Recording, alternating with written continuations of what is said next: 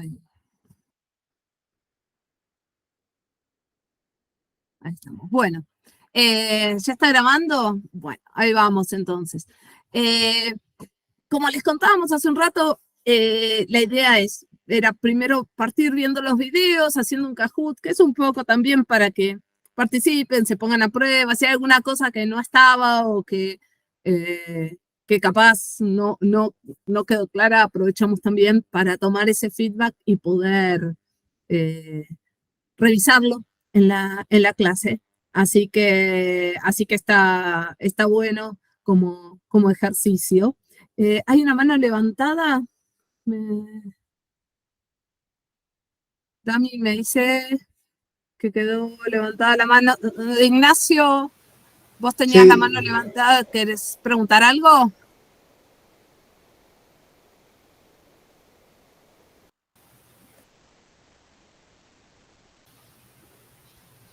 Ah, no, no. No pasa nada. Yo porque por la, para no dejarte esperando. Sí, sí, pregunten, chicos, si quieren levantan, o sea, abren el micrófono y preguntan, no hay ningún problema, no necesitamos mucha formalidad, ¿eh? Ay, ¿cómo mandan las reacciones?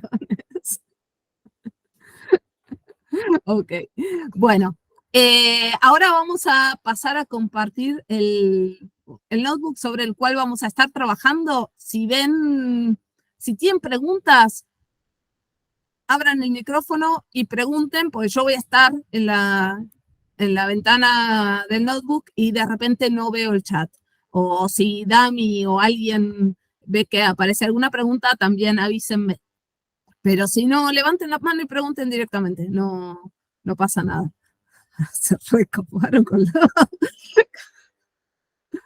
los cosas. Bueno, ahí vamos.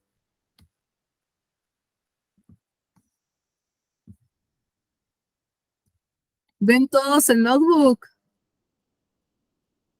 ¿Sí? sí, Sí, sí, se ve sí. perfecto. Buenísimo. Bueno, les cuento. Entonces, lo que vamos a hacer hoy es hacer algunas cosas sobre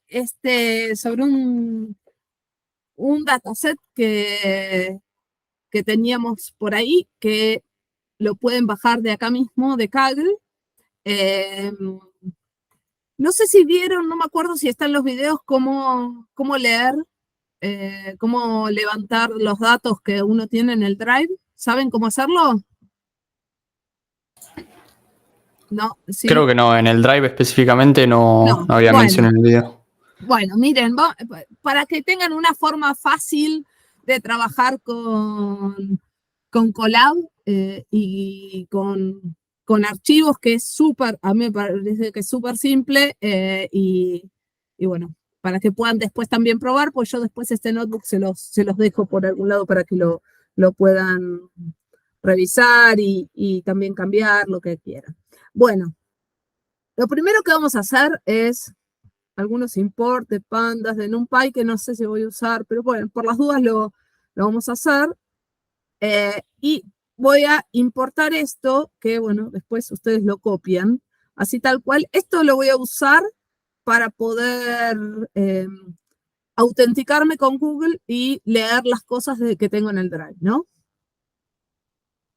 Entonces, después voy a ejecutar esto es lo único que lo que voy a hacer, no sé si esto se los está mostrando, pero lo que hago es autenticarme con mi cuenta de Google acá, ¿sí? Solo para poder hacer lo que les voy a mostrar ahora.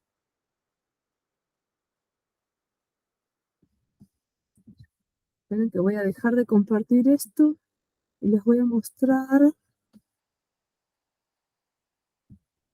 Miren, en el Drive yo subí el archivo que ustedes van a poder bajar de Kaggle. Y cuando ustedes en el Drive hacen, por ejemplo, share, esto les muestra un link, ¿no? Hacen copy link y vamos ahora al notebook, que es lo que vamos a estar usando en toda la clase. Pero para que vean Fíjense, cuando hacen un copy link, en el link que les aparece, fíjense que tiene estos datos, este código. Este código es el que ustedes tienen que poner como ID de archivo acá. Y entonces después lo que hacen es le asignan digamos, le asignan, lo crean como archivo y le asignan un nombre. Este trending.csv después lo van a usar para hacer un read CSV como si fuera un archivo, o sea, como en cualquier lado, digamos, ¿no? Lo único que están haciendo acá es vincular este nombre con este archivo. Y para hacer eso lo que hacen es copian del link que tienen en el share esta partecita, que es todo el código, ¿sí? Yo se los dejo acá para que lo vean. Con este código lo ponen acá como ID y lo vinculan al archivo, al nombrecito de fantasía, si se quiere, que le van a dar al archivo que vamos a estar usando, ¿sí? Entonces, lo que hacen después es ejecutar eso y seguido a eso, si ustedes quieren directamente, no sé, este archivo tiene datos de entertainment, de un dataset con películas y series que hay en cable, ¿no? Entonces, pongamos que entertainment, le vamos a asignar, se le vamos a asignar a el read CSV de este trending.csv. Es el que acabamos de vincular, ¿no? Y entonces acá, para empezar, vamos a ver qué tiene.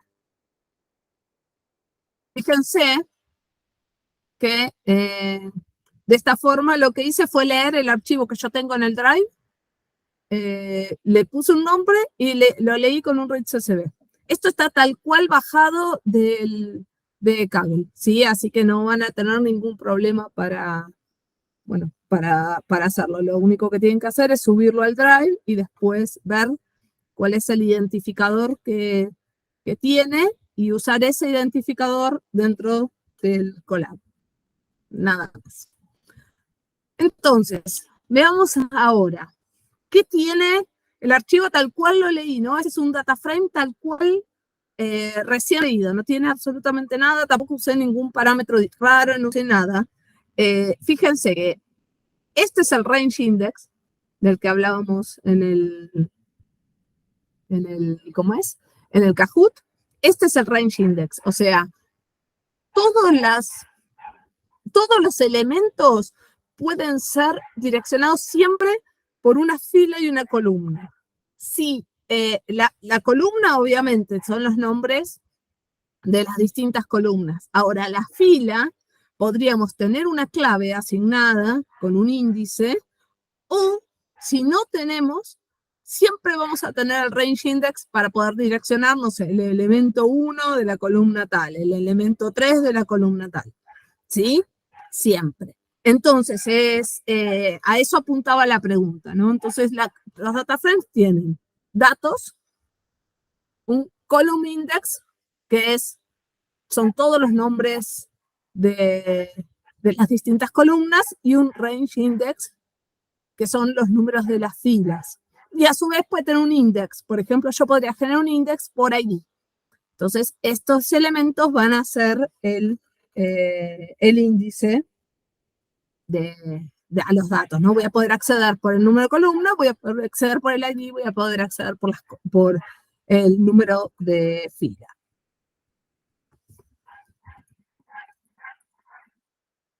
A ver, veamos. Fíjense que esto es lo que leímos, ¿no? Estas son, el info nos va a dar todos los datos del data frame. Fíjense que nos dice que es un data frame, que tiene un range index con tantos elementos y que tiene 10 columnas en este caso. Y después nos va a enumerar cuáles son las columnas cuántos elementos no nulos tienen y, bueno, not null count, cuántos tienen no nulos y el tipo de dato. Este es el tipo de dato asociado en función de lo que interpretó que los datos tenían al leerlo, ¿no? O sea, si, por ejemplo, en vez de comas hay un punto o en vez de punto hay una coma, a lo mejor interpreta que el dato no es un entero, por ejemplo, o no es un float, ¿no? Entonces, o si tiene un guión, a lo mejor interpreta que no es un número, un dato numérico. Entonces, nosotros a mano podemos ver qué tipo de datos tiene, cuáles son los datos que eventualmente tienen no sé, algún formato que no permitió que sea identificado, por ejemplo, como fecha. En este caso, nosotros acá tenemos fechas, pero fíjense que el release date, como no identificó el formato de esta fecha, lo puso como object, que es lo que usa por default cuando no identifica un formato específico. Acá estaba el bool, que alguien, o sea, que había algunos que tenían dudas de si existía, y podemos incluso corregir y con un type transformar esos datos, cambiarle el formato, no sé, de object a numérico, por ejemplo, o de object a date. Eso se puede hacer, por supuesto. Avísenme, yo a ver. Vengo, pero...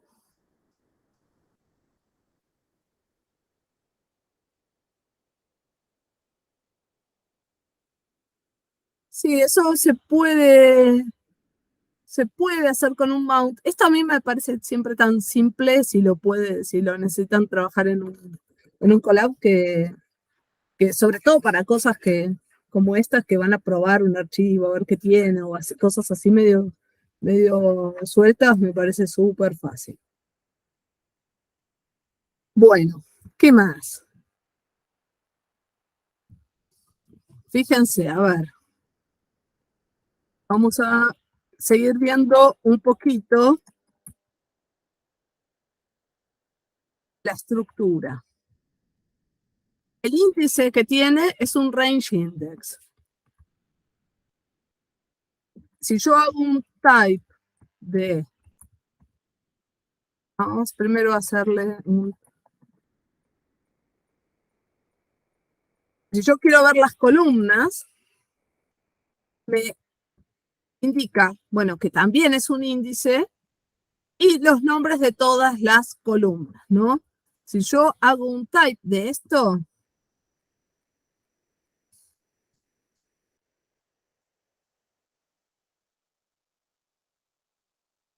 también me indica que es un índice, ¿sí? Porque tanto las filas como las columnas siempre los usamos los nombres, por ejemplo, de columna para acceder al dato. Entonces siempre son considerados como índices. Si yo quisiera, por ejemplo, generar un índice, yo podría hacer un setIndex. Tengo que indicar qué uso. Voy a poner el ID, ahí había un ID que tenía como mucho nombre de índice, ¿no? El ID. Y lo que tengo que hacer, si yo quiero que esto se genere y se modifique el data frame, es hacer un inPlace igual true.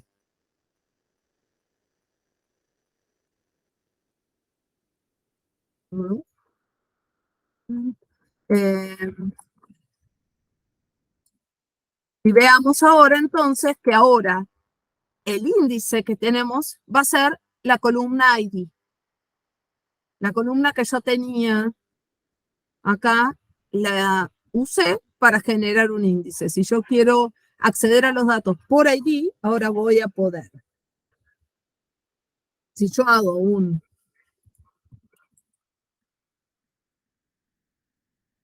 Entertainment Index, ahora me va a dar todos los valores de todos los IDs que tenemos. ¿Sí? Todos los IDs que, bueno, que son nuestro nuevo índice.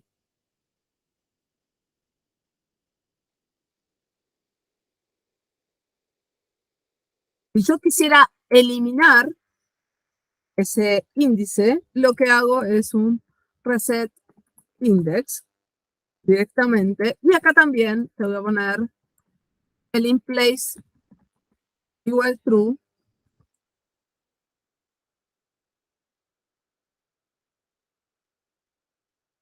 Porque si no, no va a modificarlo.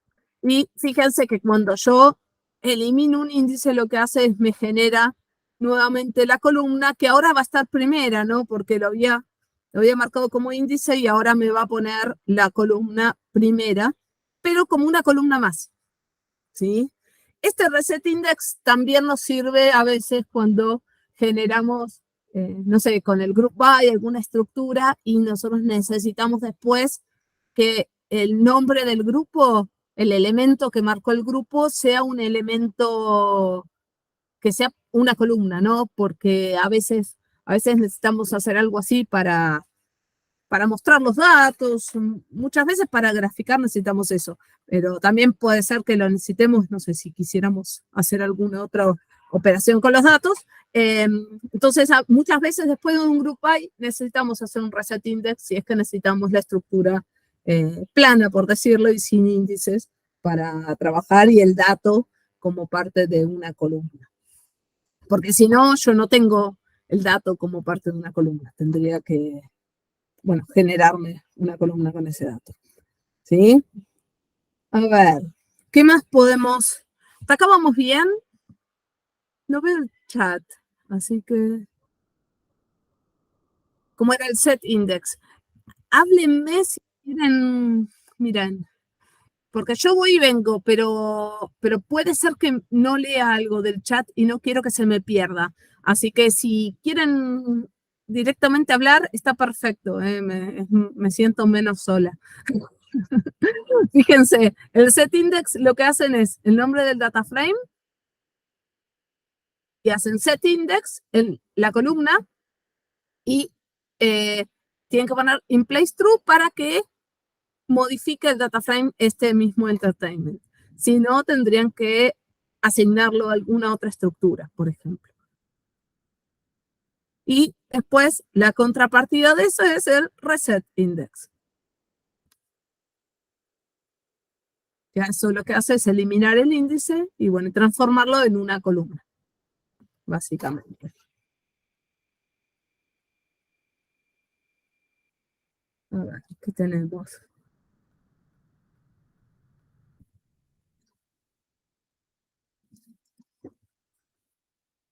Algo que vimos, vamos a ver rapidito, que vimos en el Kahoot, el shape, entertainment, punto shape. Fíjense que me dice cantidad de filas, cantidad de columnas.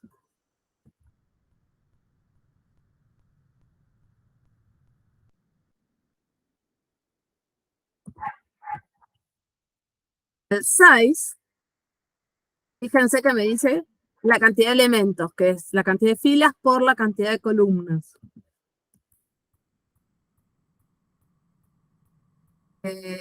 No. Esto es...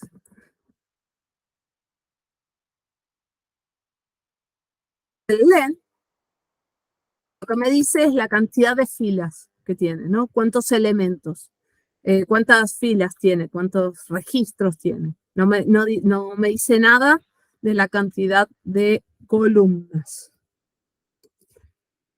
Y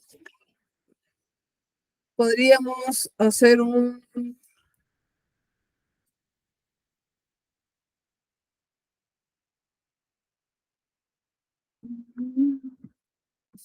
Una pregunta. ¿El punto size cuenta los elementos que son null? El punto 6 te cuenta todos, sí. El count, no. Ah, está bien. El count, no. Pero el size, sí. Ok. Sí, mira. Bueno, acá tenemos el memory usage de las distintas columnas. Mira, el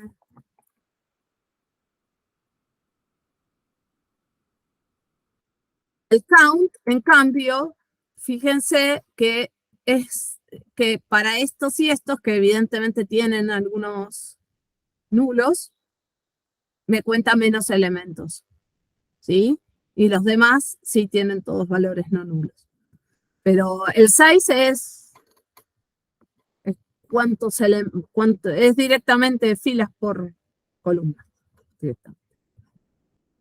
Sí, y bueno, y el memory usage, cuánto ocupa el dato en función de lo que, de la cantidad y el formato que tiene, ¿no? O sea, es distinto si es numérico con qué precisión, si es un object, si es una categoría, en fin. Distintos tipos de datos también tienen distintos tamaños, ¿no? O sea, afecta. En cambiando el tipo de dato también podríamos llegar a reducir el tamaño. Bueno, esto les hice recién el count y veamos, por ejemplo, habíamos dicho que el count no tomaba, no contaba los nulos, ¿no? Entonces supongamos que, a ver cuál tenía. Original title tiene cuenta menos, ¿no? Entonces vamos a ver si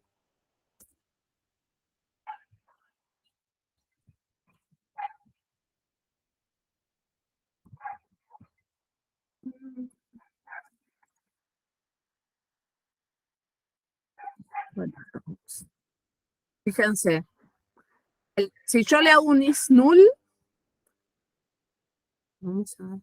vamos a ir por partes. Vamos a ir por partes. Vamos a volver atrás. Si yo en total me quedo con original title, lo que estoy haciendo es quedarme con la columna que se llama original title, ¿no? Y yo a eso le hago un is null, lo que hago es aplicar un is null sobre cada elemento de esa columna. Entonces, se va a fijar al primero, is null, no, entonces false. Is null, no, entonces false. Is null, sí, true, ¿no? Entonces, me va a poner false o true, me va a hacer una serie con tantos elementos como elementos tengo en la columna y me va a poner false o true en función de si es nulo o no es nulo, ¿no? Entonces, si yo ahora hago un value count sobre esto, ¿vieron el value count? ¿Sí? Bueno, si yo hago un value count sobre esto, lo que va a hacer el value count es fijarse cuántos elementos distintos hay y cuáles son, ¿no? En este caso es true y false, porque, digamos, sabemos que nos va a dar o true o false. Entonces, como tengo dos tipos de elementos distintos, lo que voy a hacer es, me va a decir, para cada uno de esos valores posibles, cuántos elementos hay. Y me lo va a dar ordenado de mayor cantidad a menor cantidad, ¿sí? Entonces me va a poner false, 12.060 y true, 4.020. En total, da este total de filas que nosotros sabemos que tenemos. Y bueno, y 12.060 son estos que me ponía como elementos no nulos, ¿no? Entonces, is null, false, son los que cuenta. Y los que eran true, no los cuenta el count. ¿Vamos? Entonces, esa es otra forma que tenemos de ver si tenemos nulos, no, digamos, y cuáles son, ¿no? Si yo quisiera, fíjense que yo al valor de is null, a la serie esa, le podría, por ejemplo, hacer un zoom. ¿Por qué? Porque en realidad ese false true son ceros y unos. Entonces, si yo hago un zoom sobre eso, lo que me va a contar es la cantidad de unos que me va a dar básicamente la cantidad de nulls que tengo, ¿sí? Que son los 4.020 que vemos acá, que son los 4.020 que teníamos como true. Entonces, si yo, en vez de trabajar con una columna, yo hago un is null sobre el data frame, fíjense que lo que me va a dar es una estructura, otro data frame, en donde voy a tener tantas filas y tantas columnas como el original, solo que me va a decir false o true en función de si es nulo el valor que tiene o no es nulo el valor que tiene. Entonces, si yo a este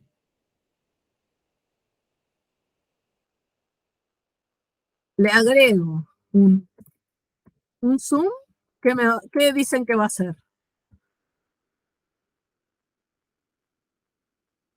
No hay forma. Todos los nulls, todos.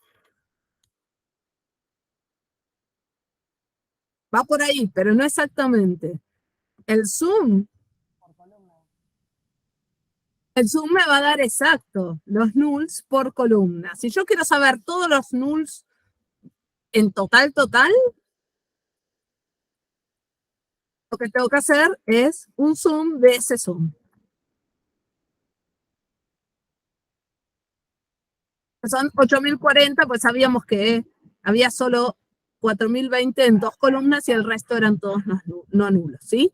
Entonces, fíjense que hay 1000 cosas que se puede hacer con esto, ¿no? O sea, yo podría hacer un filtro booleano en función de algún valor, por ejemplo, y sé que me va a generar, o si tiene null en esto, tomo la columna para hacer otra cosa, o no, por ejemplo. Entonces sirve para seleccionar datos, por ejemplo, aparte de para saber cuántos elementos hay de cada tipo, ¿no? Pero esto lo pueden usar para un montón de cosas. Perfecto. Bueno. Una pregunta. Sí, pregunte. Lo que devuelve la línea 27. Wait. No el punto zoom. Ah, sí. ¿Eso sería una serie? Sí, mira. Si yo le pongo directamente, le podría poner un detalle, un type directamente. Ya.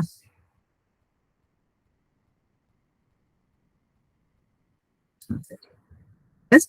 Y si yo algo que habíamos preguntado también en el Kahoot, que yo había dicho que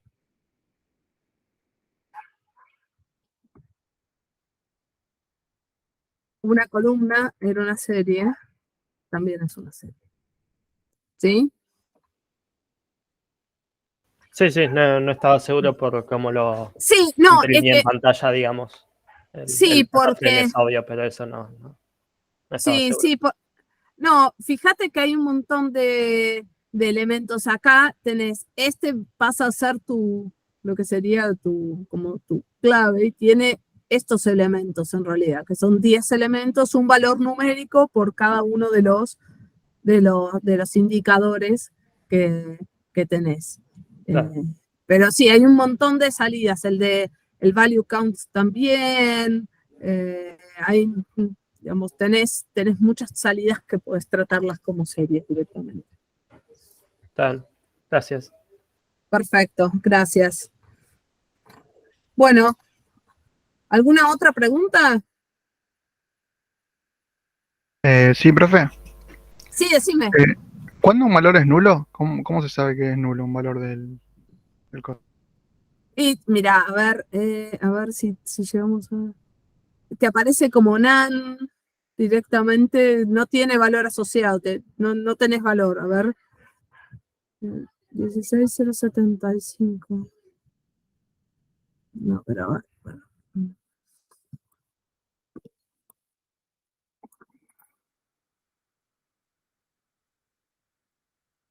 Mira, ¿ves? Te aparece none.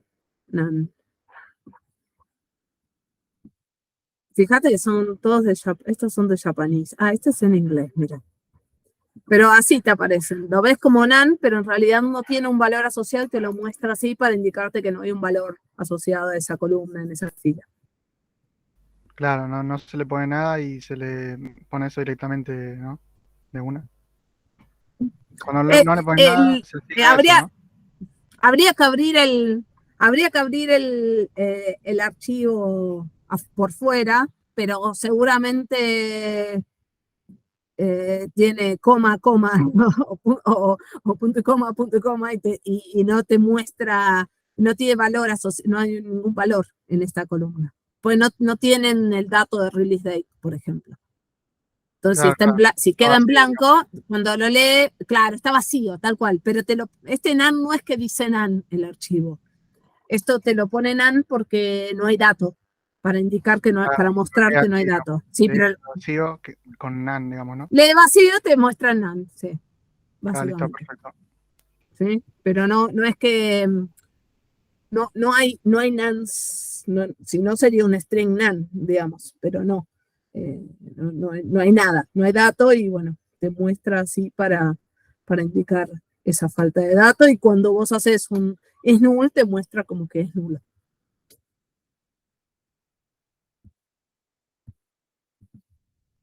¿Alguna otra consulta?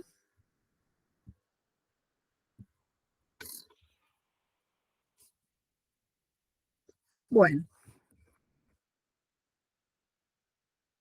supongamos entonces que queremos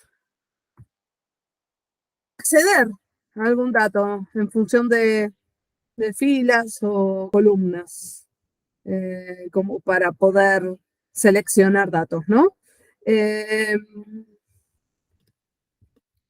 Fíjense que nosotros podemos usar el lock o el iloc.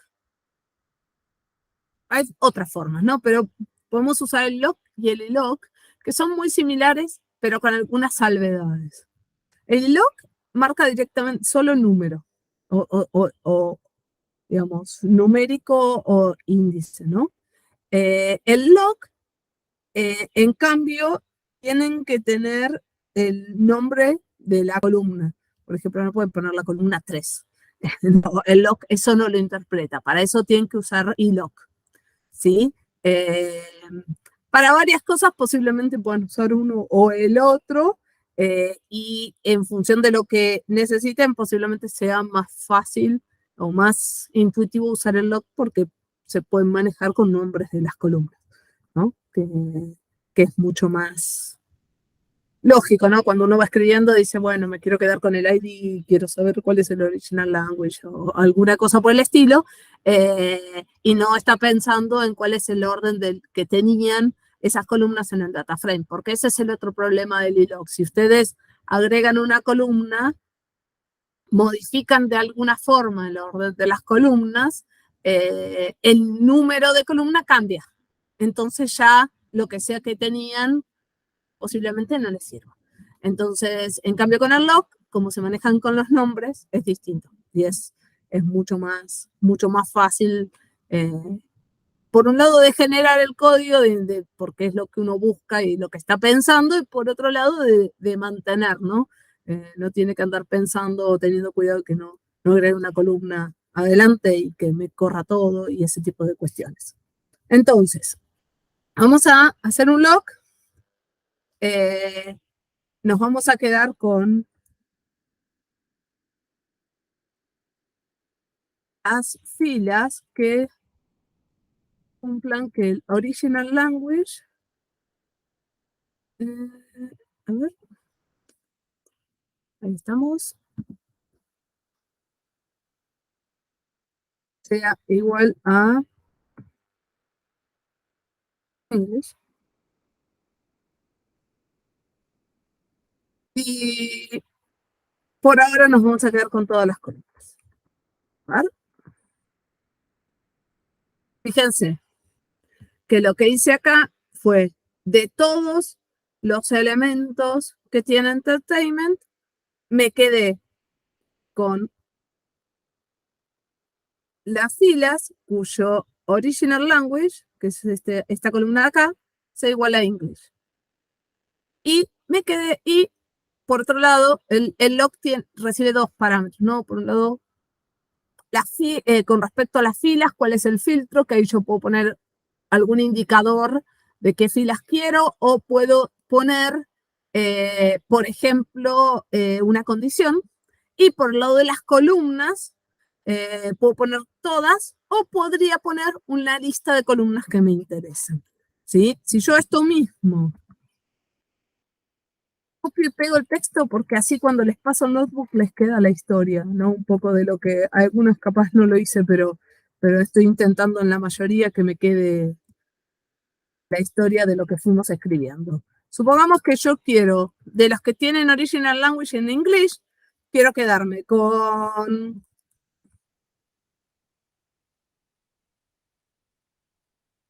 original title,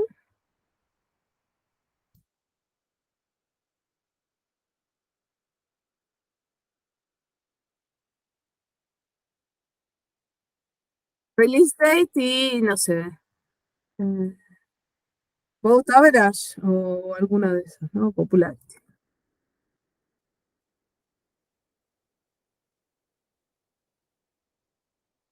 Esto es básicamente lo mismo en cuanto a selección. El filtro sigue siendo que el original language sea English. Fíjense que tengo la misma cantidad de rows, solo que me quedo ahora con 3 columnas. ¿Sí? Me quedo con 3 columnas que son, en este caso, original title, release date y popularity.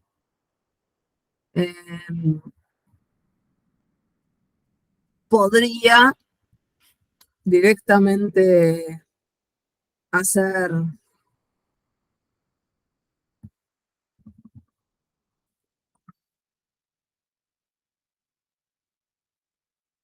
al revés.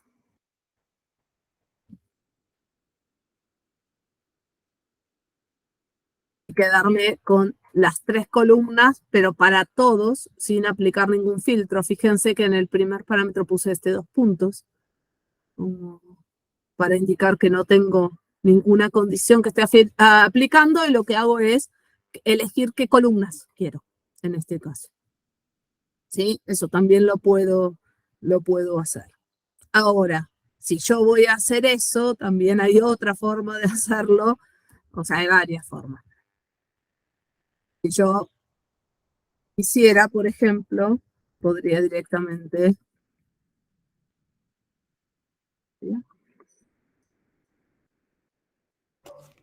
seleccionar esas columnas en la así.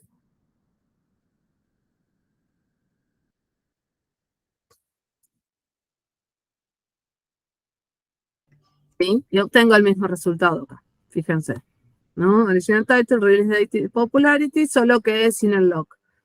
El lock es útil cuando necesitamos aplicar algún filtro, ¿no? Si queremos Profe, llamarlo. Sí, consulta, en la que sí, se usa lock para filtrar, sí. ¿no deberíamos tener menos resultados porque se filtró por un lenguaje? Es que, mira, vamos a chequear esto.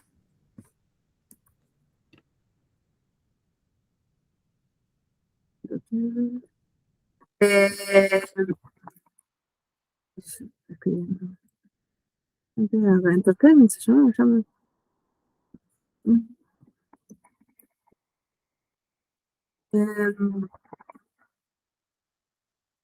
Value counts. Ah, no, perdón, me equivoqué. Acá vamos a ponerle original language. Solo me interesan estos. Fíjate que la mayoría son en inglés.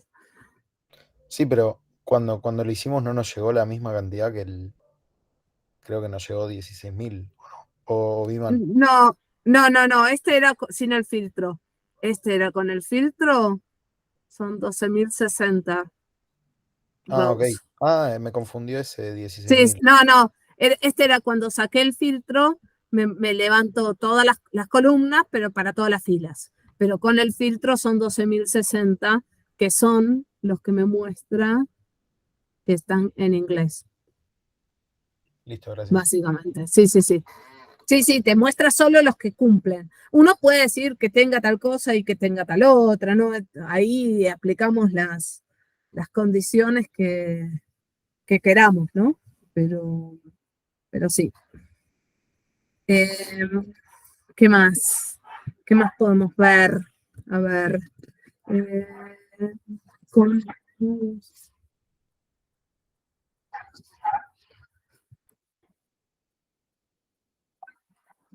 si yo quisiera, por ejemplo, hacer,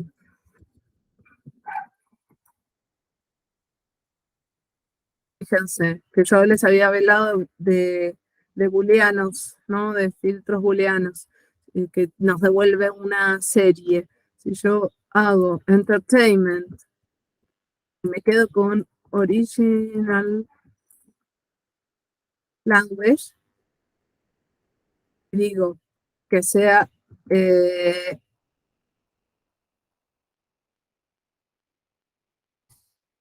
inglés, voy a obtener una serie booleana, ¿no? Que va a tener true o false en función de si es o no en inglés. Si yo quisiera usar esta serie, supongamos que acá le pongo...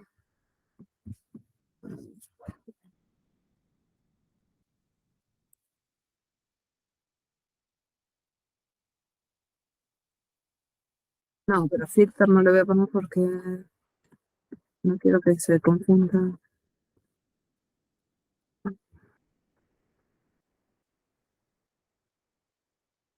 Vamos a poner, así sabemos que es nuestro. Yo esto podría decir que, fíjense que me guardé esa serie booleana, ¿no? Y esto es una serie. Ahora yo podría decir, bueno, yo me quiero quedar con los entertainment que cumplan con enter filter, ¿no? ¿Y qué hace? Me devuelve las filas que tenían true, ¿sí? Entonces yo puedo, en función de alguna condición o una serie de condiciones que yo armarme una serie que en este caso, fíjense que tiene que tener la misma longitud que el data frame que estoy manejando, ¿no? Y la uso para filtrar estos datos en entertainment. Y me va a devolver true o false. O sea, entonces todos los true me los muestro y los false no. ¿Se entiende lo que hice? Esa es otra forma que tienen si quieren, de alguna forma, aplicar condiciones sobre los datos.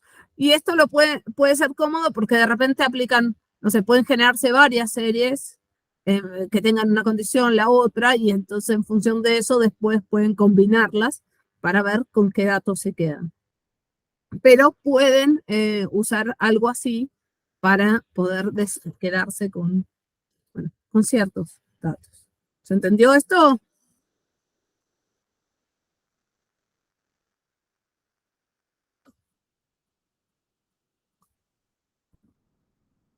Lo otro que pueden hacer con el log es aplicar múltiples condiciones también. Entonces, si quieren, por ejemplo, hacer, aplicar una condición, que el vote average sea mayor o igual que 7, y eh,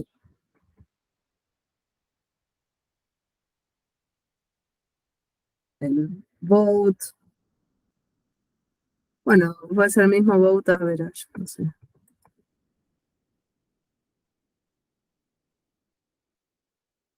Sea menor que 8, y bueno, y por ahora vamos a decir que no nos, todas las columnas. Yo acá estoy aplicando dos condiciones.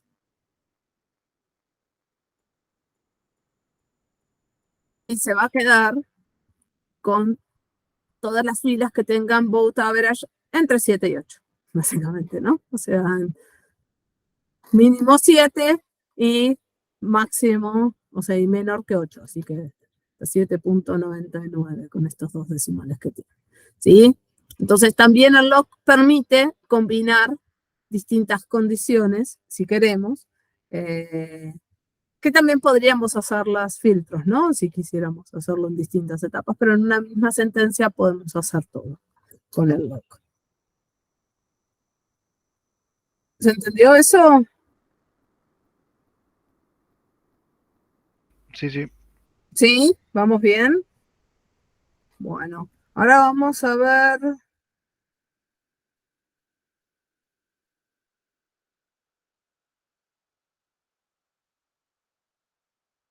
Vamos a ver una cosa que hoy vimos. Nosotros tenemos, bueno, tenemos distintas columnas, ¿no? Pero fíjense que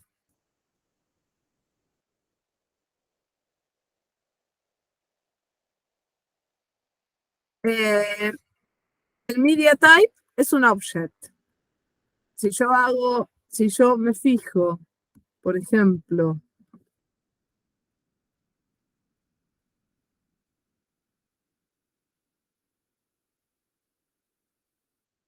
el media type, dos cositos ahí. Que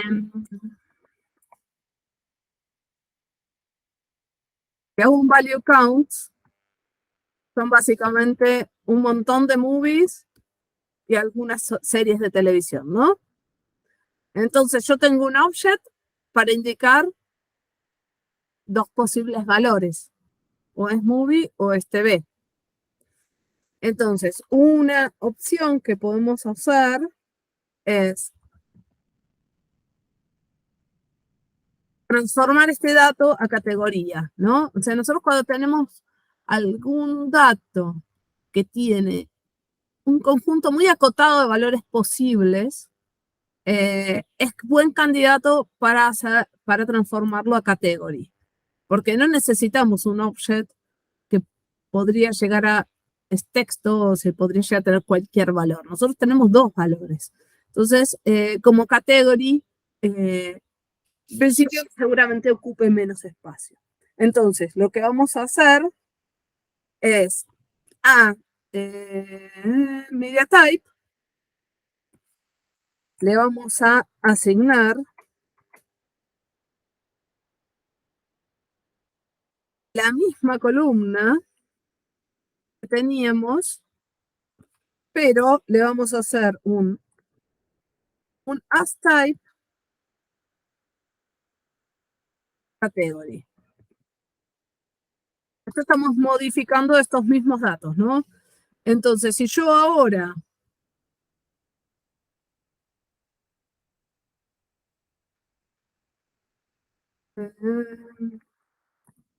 acá me quedo mal.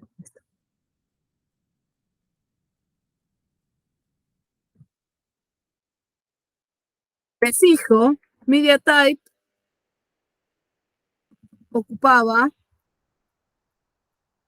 128.640 y ahora pasó a ocupar 16.204, ¿sí? Esto es solo un ejemplo muy simple, pero para que ustedes vean qué tipo de cosas pueden hacer cuando están trabajando con los datos y de repente, bueno, el espacio, o sea, importa, ¿no? Entonces hay un montón, hay columnas que de repente pueden eliminar, hay columnas que de repente no les interesan y pueden dejar de lado, hay algunas que pueden generar en función de combinación de otras columnas y hay algunas que pueden trabajar el tipo de datos que tiene para que ocupen menos lugar. Entonces, cuando vean valores muy reducidos, el tema del idioma también es otra, es candidata, ¿no? Porque tenemos muy pocos idiomas posibles, así que también podríamos haber hecho esto mismo con Original Language. Pero para que tengan de ejemplo y vean también el memory usage y cómo un simple cambio de tipo de datos ya impactó en el espacio que estaba ocupando. ¿Preguntas sobre esto, chicos?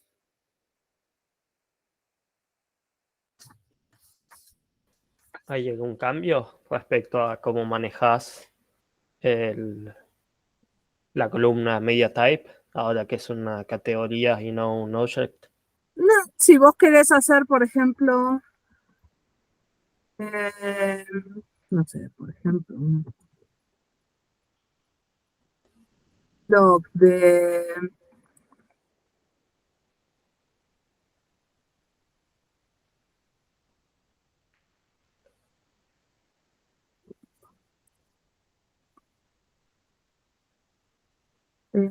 igual a TV era, así estaba con mayúscula, a ver, igual lo tengo que poner con comillas, no, era minúscula.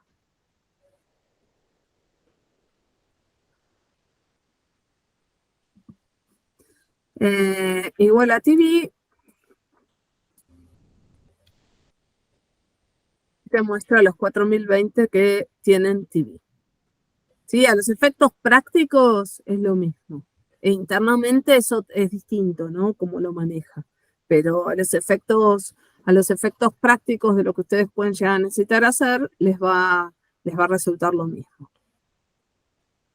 Está bien. ¿Sí? Me surge ahora otra pregunta que capaz Sí. es más técnico o no lo que vamos a ver, pero ¿hay alguna razón por la que Pandas no automáticamente lo ponga en tipo categoría a una No, columna que tenga pocos datos? igual, no, bueno, para empezar, fíjate que ya tiene bastante inteligencia, si se quiere, ¿no? O sea, detecta bastantes tipos de datos, pero bueno, es una decisión poder interpretar que es una categoría. Claro. Pero ve texto y lo pone como object en general.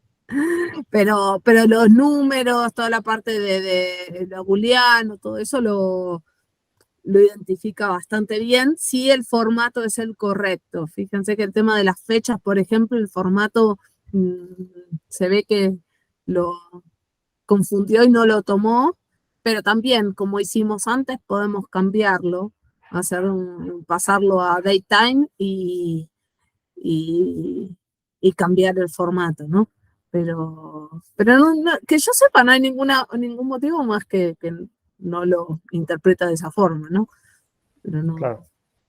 Sí, sí, No sí. sé, ¿ustedes saben de algún motivo por el cual no creo que sea a propósito?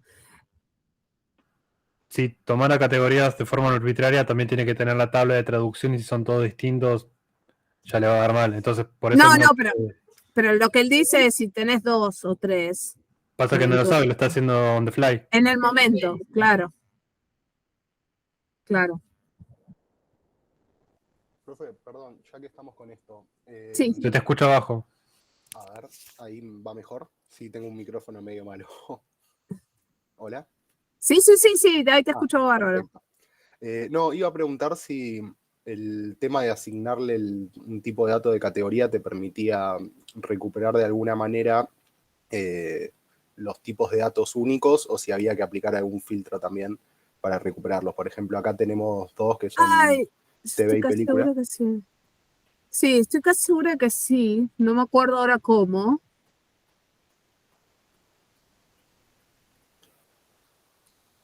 ¿Qué es lo que querés hacer? Quiero ver cuáles son tus posibles valores de categoría, pero... Cuando imprimís la categoría te da la tabla de traducción abajo y te dice todos los valores posibles. Ah, perfecto. A eso iba, porque si no, aplicar el filtro es más problemático y ya que le estamos asignando el tipo de datos, que te devuelva los únicos es más fácil dentro de la función, me parece. Igual pensá que en general no vas a estar tocando las cosas escribiéndolas a mano. Va a haber algo que...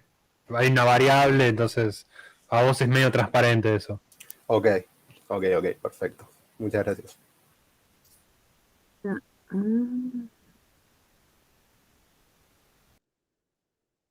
Acá, mira, cuando pones la columna, te pone Categories to Object, Claro, Movie y TV. Perfecto. Sí, eso es lo que quería. Eso, ahí está. Ahí va. Bárbaro. Buenísimo. ¿Alguna otra cosita con esto?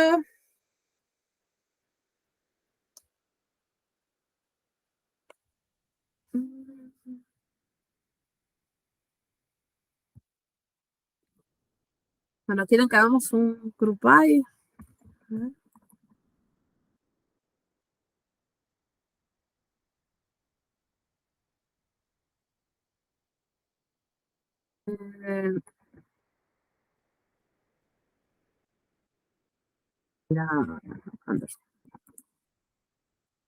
By Original Language, y como vieron, o sea, nosotros hacemos esto y lo que de por sí no hace, bueno, no van a ver ningún resultado, tienen que aplicar alguna operación, ¿no? Sobre esos grupos que estamos creando.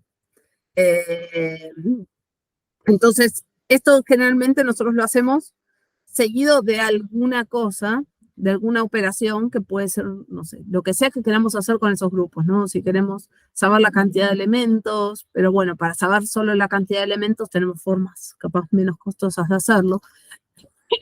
Si queremos sacar, no sé, puntaje promedio de las películas que están dentro de ese grupo, si queremos sacar, no sé, la popularidad que tiene, no sé, algún elemento, pero siempre tenemos que aplicar una o más operaciones sobre estos grupos que, bueno, seguramente para algo estamos agrupando, ¿no? Entonces, supongamos que vamos a agrupar por Original Language y supongamos que nos queremos quedar con, no sé,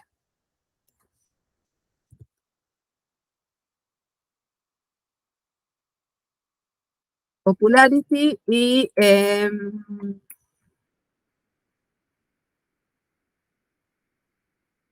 a ver, ayer era una así, ¿no? Esto lo que me va a generar son, bueno, un grupo por language y va a tener la columna de popularity y la columna de vote average asociada a cada uno de esos elementos del grupo. Sobre esto tengo que hacer algo, ¿no? Entonces lo que voy a intentar hacer es alguna operación. Podría, vamos a empezar, vamos así, y vamos a hacer un min. Pues hacemos algo más. Vamos complejizándolo. Entonces, para cada uno de los idiomas, lo que va a hacer es un promedio del valor de popularidad que tienen todas las películas o series que están en ese idioma, ¿no? Entonces tenemos cuál es el promedio para cada una. Aparentemente, las más populares vienen siendo las españolas, seguidas por inglés y después tienen una popularidad bastante baja las demás. Pero debe haber muy poquitas también, pues ya vimos que estaba muy desbalanceado eso, así que solo para ver cómo funciona. Entonces, si yo quisiera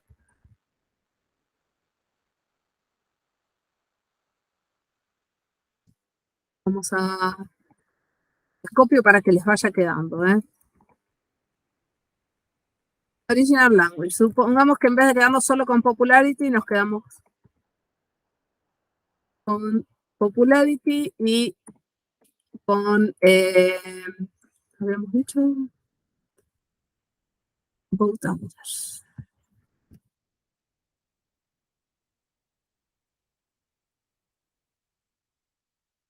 ¿Qué pasa? Yo acá el min lo pude hacer porque sabíamos que teníamos una sola columna, ¿no? Entonces yo acá, si quiero aplicar alguna operación sobre, podría hacer un min, pero fíjense lo que va a hacer, que es el calcular el promedio de cada uno, pero si yo quiero, por ejemplo, hacer operaciones distintas sobre cada uno, es decir, bueno, sobre la popularidad calculo tal cosa y sobre el promedio de votos calculo otra cosa, por ejemplo, necesito indicar sobre qué columna lo voy a hacer, ¿no? Entonces, en este caso, la forma posiblemente forma que tenemos para hacerlo es hacer un aggregate en donde le vamos a poner cuáles son las columnas y sobre esas columnas qué operaciones queremos hacer, ¿no? Entonces yo le voy a decir, por ejemplo, sobre, ¿para qué vamos a poner? Así, sobre popularity, hagamos, no sé, era con comillas también, un count, pero sí, y un min. Y sobre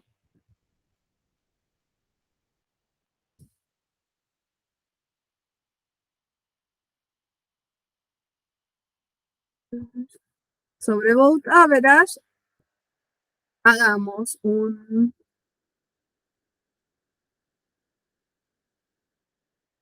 min y un max. A ver qué me comí. Tengo esto. Los paréntesis están de más. Estos paréntesis no necesitaba paréntesis, esto así directamente con comas. Sí, porque es un diccionario. Ah, está bien. Ahí vamos. Ahí va. Bueno, y fíjense que cuando lo que hacemos es aplicar sobre una de las columnas 2 operaciones, sobre otra de las columnas 2 operaciones. Y fíjense que le quedan 2 niveles en este índice, ¿no? Les va a quedar para popularity el count y el min, y para vote average el min y el max, por ejemplo. ¿Sí? Ahora, ¿cómo podemos hacer si nosotros necesitamos hacer esto? Para que lo vamos a asignar a alguna cosa.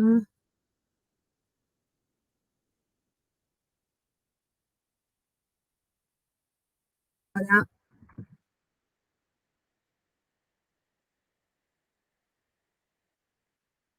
yo quiero acceder a los datos que me quedaron acá en este data frame. Fíjense que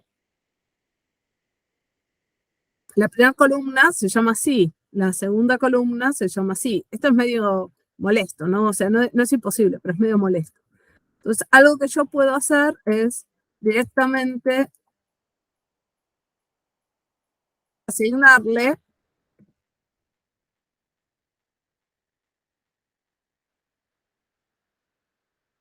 los nombres que yo quiero usar.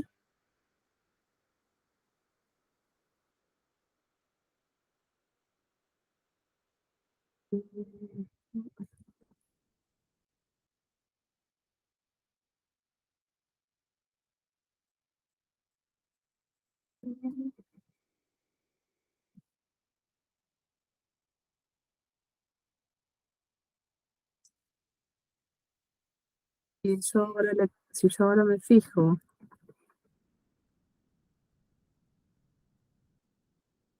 fíjense que tenemos cada columna con su nombre y un nombre más fácil si nosotros queremos andar después haciendo otras operaciones sobre estos datos. ¿Se entiende? Sí. Sí. Ahora, lo que habíamos dicho antes, fíjense que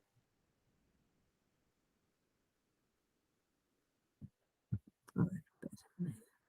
Puedo seleccionar esto así. Para evitar tipear 3 líneas. Ahí.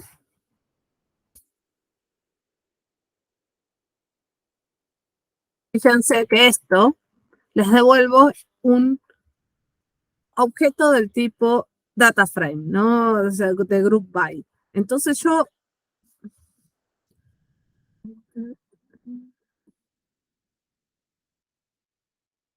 le voy a asignar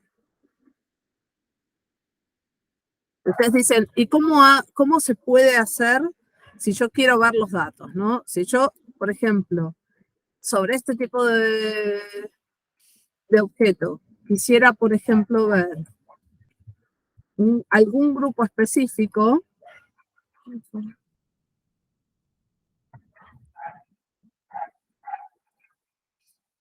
yo puedo hacer un get group y usar el nombre, ¿no? Esto era por el idioma, así que vamos a poner English. Y esto me va a devolver todos los elementos que tiene el grupo de English.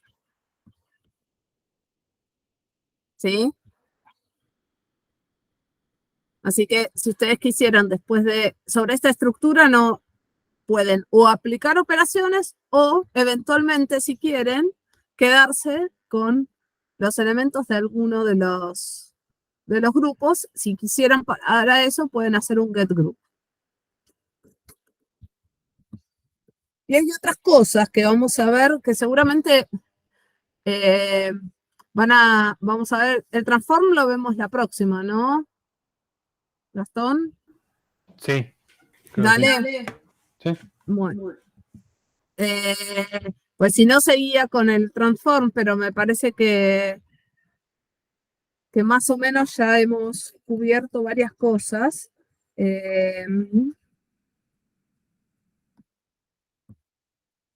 Una pavada, cuando estén trabajando,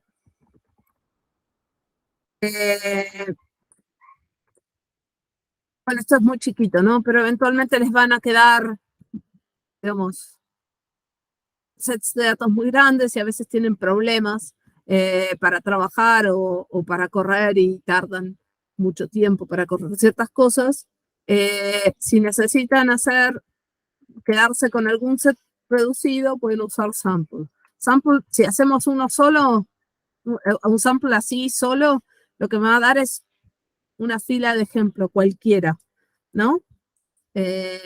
Yo puedo indicarle cuántos elementos quiero al sample. Por ejemplo, le pido 100, ¿no?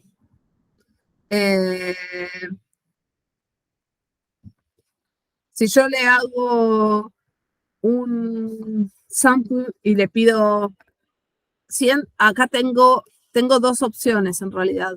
Cuando yo tomo una muestra, yo puedo tomar 100 elementos distintos de esa muestra, de ese set, ¿no? Una muestra de 100 elementos distintos, o puedo tomar sobre todos los elementos, tomar uno y después al azar tomar otro y después al azar tomar otro, pero siempre sobre todo el total de los elementos. Y eso eventualmente me podría dar algún tipo de, algunas repeticiones, ¿no? Podría ser que una fila aparezca 2 veces, ¿no? Pues si yo tomo no sé, de 1000 elementos agarro uno, y después de esos 1000 elementos agarro uno al azar, y después de esos 1000 elementos agarro otro al azar, eventualmente voy a agarrar 2 veces el mismo, ¿no? Entonces, el sample tiene como parámetro el replacement, que nos permite indicar si es con o sin reemplazo, o sea, si vamos a tomar elementos distintos o si eventualmente podríamos llegar a encontrar repetidos. Fíjense para que vean la diferencia de entertainment. Si yo hago un sample, imagínense en igual 1000.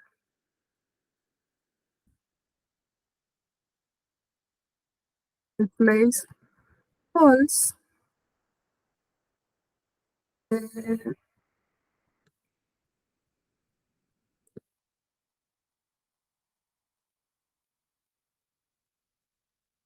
Vamos a hacer esto y lo mismo con replace true.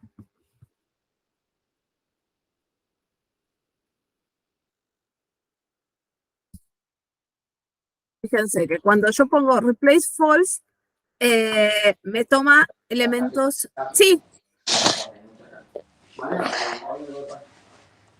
sí, perdón, alguien.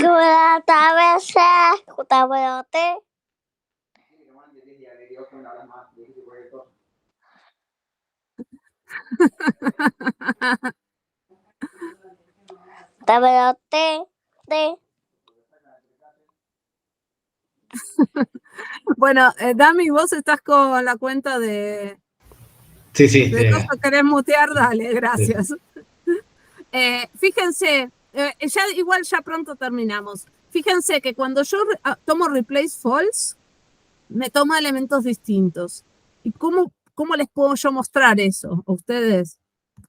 Yo hago un drop duplicates y me fijo cuántos elementos me quedan 100. En cambio, cuando tomo replace true, eventualmente me va a llegar algún elemento repetido. Y fíjense que cuando hago el drop duplicates, bueno, como son elementos tomados al azar, nunca me va a dar la misma cantidad necesariamente, ¿no? Pero fíjense que siempre elimina alguno. Eso quiere decir que esos que eliminó eran elementos que nosotros teníamos filas repetidas, ¿no? Dentro de nuestra selección. Nada más que eso. Y la otra opción que tienen, si quieren tomar un sample, es indicar el porcentaje.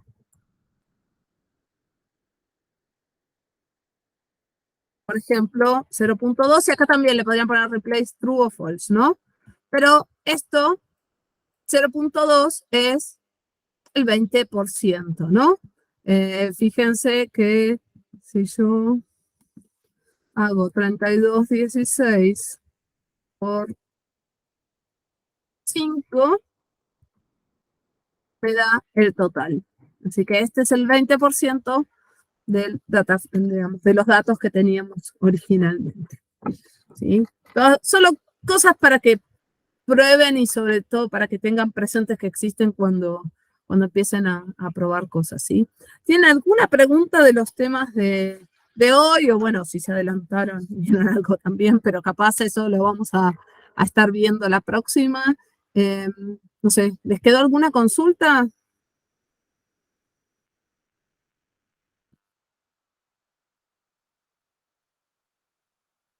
Sí, decime, Ignacio. Sí, entonces el aggregate como lo que genera es que a partir de una columna puedo generar otras dos o varias, más. digamos. Sí. Claro, o sea, Sí. Vos podés, sobre un grupo, si vos no usás el aggregate, sobre un grupo vas a poder aplicar una sola operación, ¿no? Porque vas a tener que decir, bueno, me quedo con tal columna y hago tal cosa. En cambio, con el aggregate, vos podés decir, bueno, sobre esta columna hago tal cosa, sobre esta columna hago tal otra, sobre esta columna hago tal otra.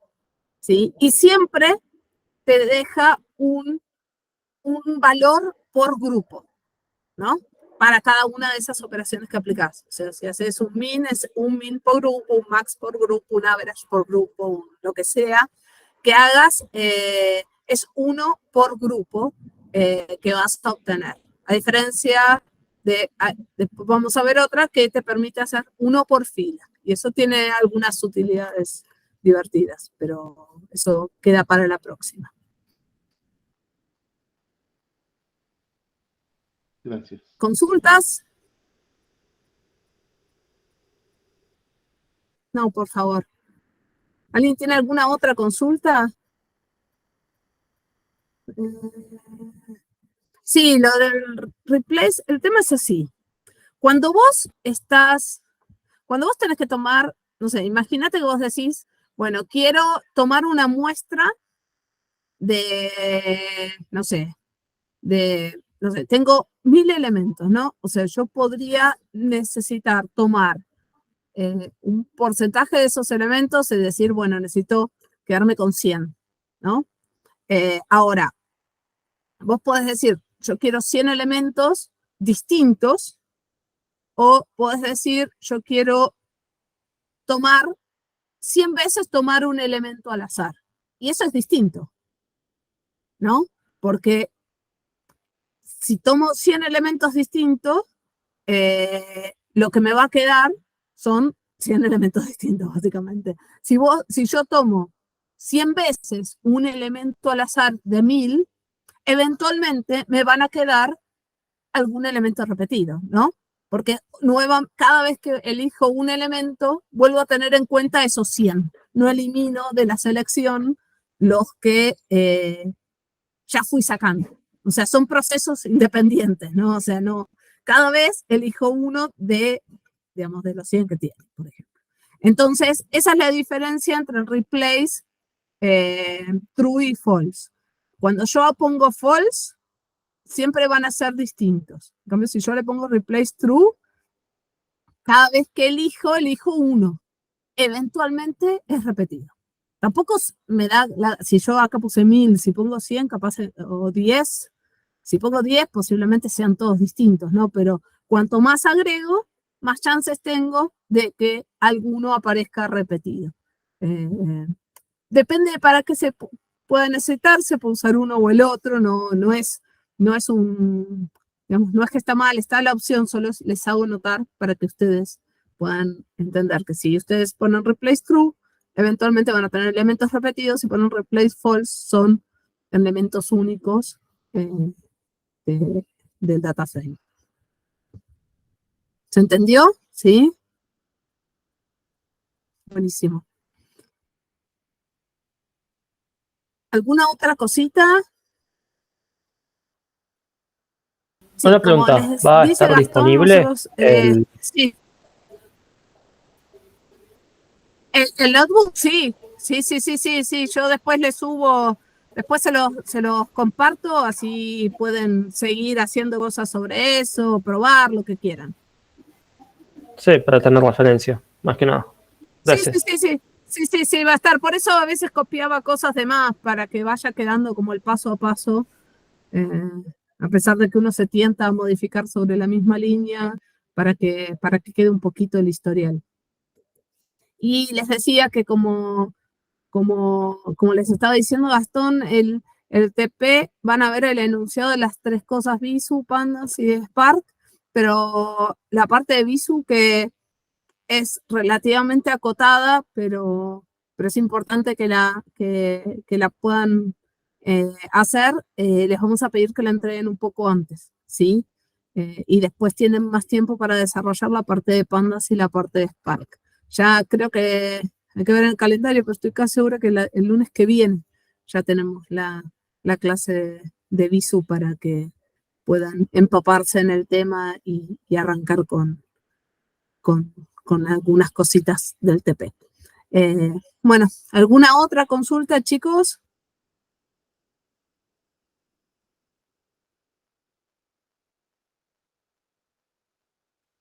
¿No? Bueno, creo que si no quedan... ¿Cómo? ¿Cómo? No, por mi parte no, dije. Ah, no, bueno, buenísimo. Creo que si no quedan consultas, vamos a cerrar por hoy. Muchas gracias a todos, Dami, si querés dejar de grabar. Y bueno, nos estamos viendo el jueves próximo.